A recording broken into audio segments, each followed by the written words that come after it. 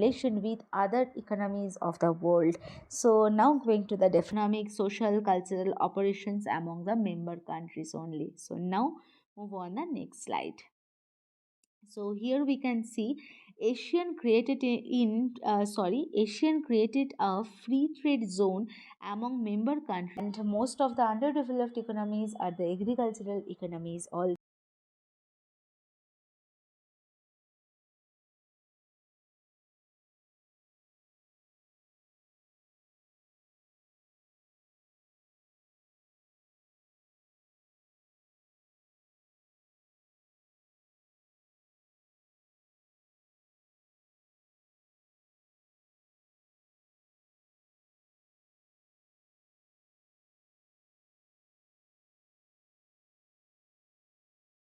Hello everyone, welcome back to my channel Tutelage, a guide to learner. Here this is Sriparna. Hope all of you are doing good.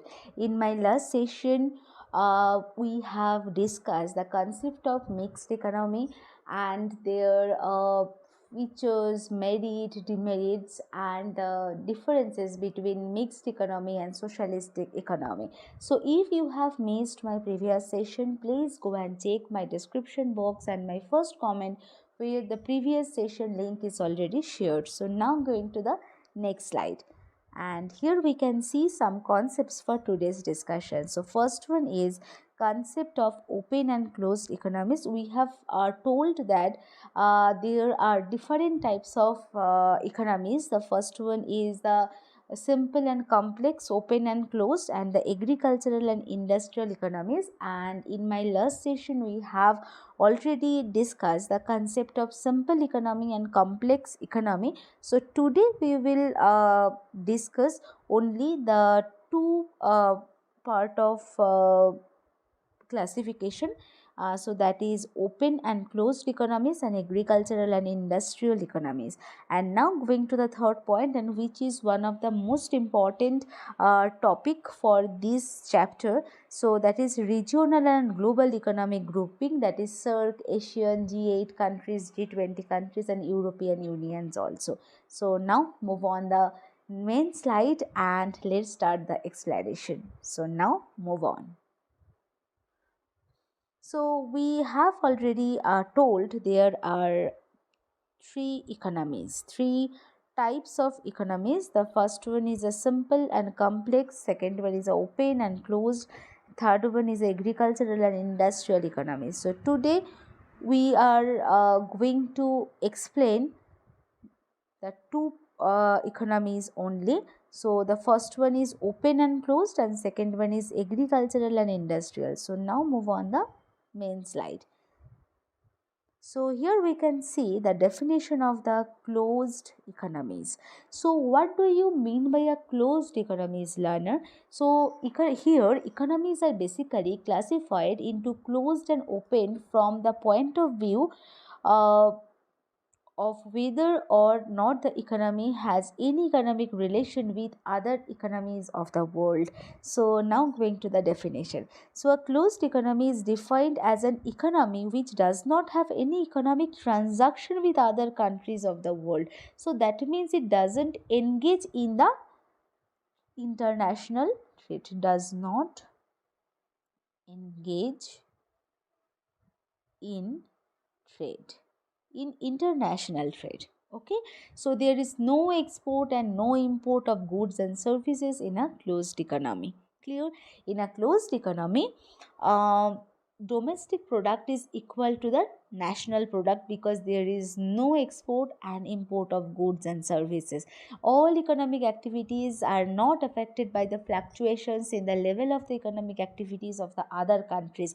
So in the modern world, closed economies are a very rare phenomena. So now going to the next definition, that is the open economies. So open economies is defined as an economy which is economic transaction with other countries of the world. So that means it is engaged in the international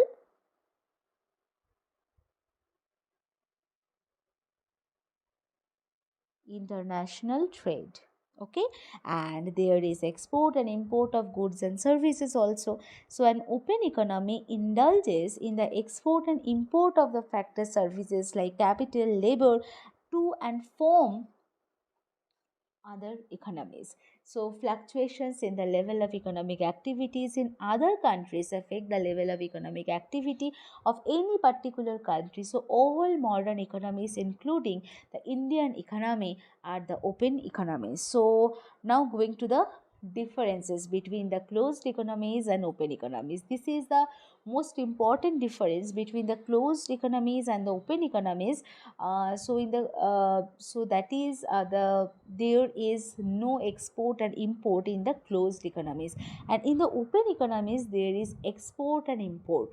Okay, so in the closed economy, fluctuations in the level of economic activities in other countries doesn't affect the level of economic activity of any particular country. And any modern economies like Indian economy also are the example of the open economies.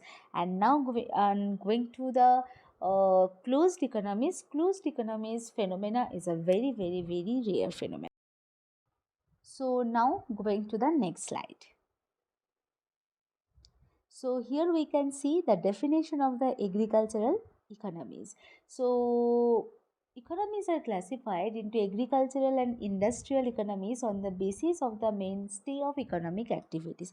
So now, learner, what do you know? What do you mean by agricultural economies? Basically, agricultural economy is that type of economy which is primarily engaged in the agricultural activities. So, majority of the labor force in such an economy is engaged in the agricultural activities. In an agricultural economy, the contribution of the agricultural sector towards national income is very high, and all operations, all agricultural activities are carried on largely by the family members, and majority of the population lives in rural areas. You all know that. And most of the underdeveloped economies are the agricultural economies also. So now going to the next part, that is the industrial economy. So industrial economies is that type of economy which is primarily engaged in the industrial activities. So industrial activities is the major source of employment in the industrial economies in an economy. So the share of the industrial sector in national income in GDP is very high. So productive activities are mostly performed by the hired workers with the use of advanced techniques, and majority of population lives in urban areas. So developed countries are mostly the industrial economies. So what is the basic differences between agricultural economies and the industrial economies? So in the agricultural economies, all economic activities are based on the agricultural sector. But in the industrial economies, all economic activities are based on the industrial sector, and the share of the industrial sector to national income or GDP is very high rather than the agricultural sector. And all underdeveloped or developing countries are mostly the agricultural economies, and developed countries are mostly the industrial economies. I think what do you mean by a open and closed economy and industrial and agricultural economies? This concept is very much clear to everyone. So now we are going to discuss the third topic, that is global and regional organization. So we all know that there are five organizations. The first one is SAARC, second one is ASEAN, third one is European Union, fourth one is the Group of Eight, and fifth one is Group of 20.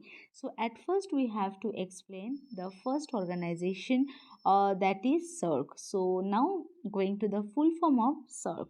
So the full form is South Asian Association for Regional Cooperation.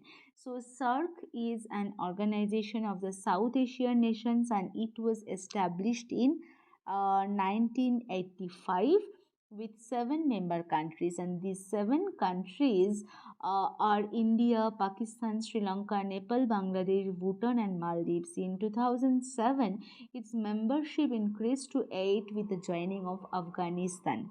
Okay, and it aims to promote economic growth, social progress, cultural development within the South Asian region, and it contributes to the mutual trust, understanding, appreciation of one another problems, promotes active collaboration and mutual assistance in the economic and social, cultural, technical, scientific fields. Okay, and SAARC, basically basic objective of SAARC, that is, it promotes the economic, social, cultural cooperation among the member countries, and for promoting friendship, cooperation with other developing countries. And SAARC believes in respect for sovereignty, territorial independence, political independence, territorial integrity, non interference in the internal affairs of the member countries, and the mutual benefits also.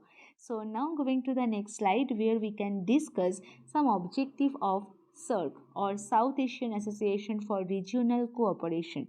The first one is it promotes the welfare of the people of the South Asia, and it improves their quality of life because it is an organization of the South Asian nations.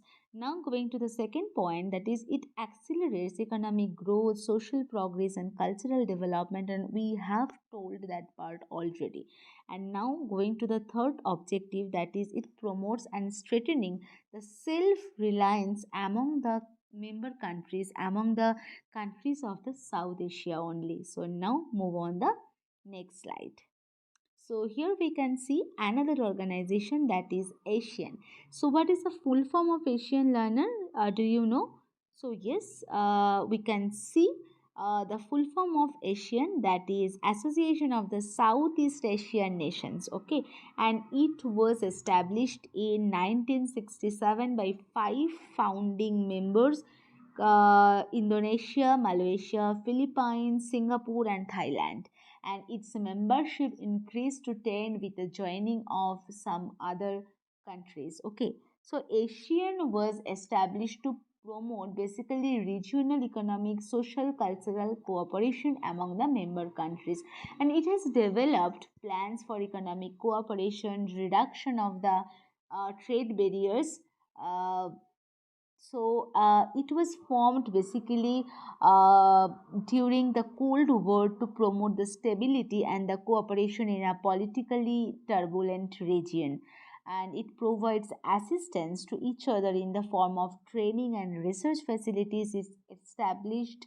It was established the common market to ensure the free flow of goods and services, investment, skilled labor, free flow of capital also. So now going to the next slide where we can see objective of the ASEAN, and here this is the objective of ASEAN. So we can see it promotes regional economic and social cultural cooperation among the member countries, and we have already that thing, and this is the basic similarities between the ASEAN and SAARC, and both promote regional economic, social, cultural operations among the member countries only. So now move on the next slide. So here we can see ASEAN created a free trade zone among member countries in 1999, and it would accelerate the trade between Asian group and India. Why?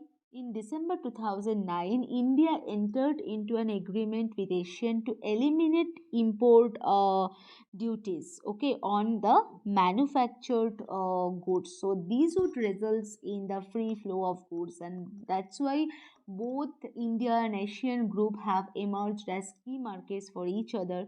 The free trade pact would accelerate the trade between the ASEAN group and India. So now move on the next slide, and here we can see another global or regional organization, that is European Union, and it was established in 1957. Okay,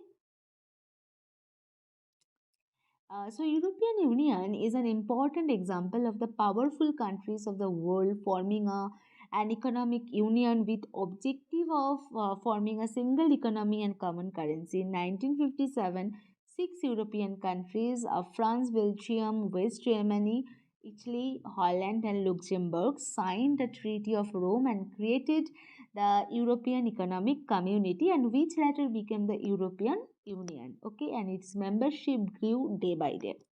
So in 2004, European countries reached a new milestone when it formally admitted 10 new members from the East European countries like Czech, Republic, Hungary, Estonia, etc. So now move on the next slide. So European Union basically is an international organization comprising 27 European countries and governing common economic, social, and security policies. So now we can see the objective of the European Union. So that is, it creates a single common market, and we have already that part. So the main achievement of the European Union were the elimination of the internal tariff barriers. Okay, and it is established the common external tariff and common agricultural policy. So the European Union has created a common currency euro so as to stabilize fluctuations in the exchange rate. So however, one of the major objective of creating a single common market has not been achieved through European Union. So now move on the next organization, that is Group of Eight, the Group of Eight or G8, and it um, was established in 1997. Okay, so now move on the next slide. So G8 countries, the G8 countries, or the group of eight, are the a group of leading advanced industrialized countries of the world, has been meeting at regular annual summit conferences since 1997. To set economic, political, military goals for the global future, and it was earlier known as Group of Seven. So, which is consisting of United States, Britain, France, Germany, Italy, Canada, and Japan. And 1997, with the joining of Russia, it came to be known as the Group of Eight. And these G8 countries coordinate their economic policies to the global monetary management, that is the management of the exchange rates and the interest rates also. So they have focused their attention on the question on the economic, ecological, social security. So it promotes democracy as a policy priority in the political sphere, and it focuses attention on the economic, ecological, and social security also. So this part we have already told. So now move on the next slide. So here we can see an last organization, that is G20 or the Group of 20, and it was established in 1999 as the expansion of the G8, and it is a forum similar to the G8 for a group of advanced and developing countries, and they meet annually to discuss world and financial affairs. So, however, the most states of the world, including the poorest, are still excluded from this organization also. So now uh, move on the next slide. So we have already discussed the five regional and global organizations, that is SAARC, ASEAN, G8, G20, and European Union, and I think this portion is very much clear to everyone. So we are done for the today's session. I will come with a new session very soon. Till then, stay tuned. Please do like, share, comment, and more. Subscribe to my channel. Happy learning. Thank you.